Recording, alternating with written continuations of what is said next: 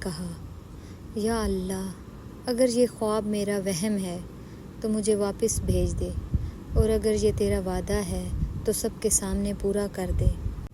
کہانی میں ٹوئسٹ آ گیا۔ اگلے دن کالج کے ایک استاد نے ایک نئی لسٹ لگائی، آڈیشنل اسکالرشپ۔ پہلا نام اس کا تھا۔ پورا کالج چونک گیا۔ وہی لوگ جو ہنستے تھے تالیاں بجاتے رہے۔ کسی کی زبان بند تھی، کسی کی نظریں جھکی ہوئی تھیں۔ وہ بس خاموش تھا اور نظریں جھکا کر اللہ کا شکر ادا کر رہا تھا۔ یاد رکھو، لوگ تمہارا ماضی دیکھتے ہیں، اللہ تمہارا مستقبل بناتا ہے۔ اگر تم سچے ہو تو صبر کرو، محنت کرو اور اللہ پر یقین رکھو، کیونکہ جب سب ہنستے ہیں اللہ تب تمہاری قسمت لکھ رہا ہوتا ہے۔ یہ تھیں میری باتیں دل کی، دل سے دل تک۔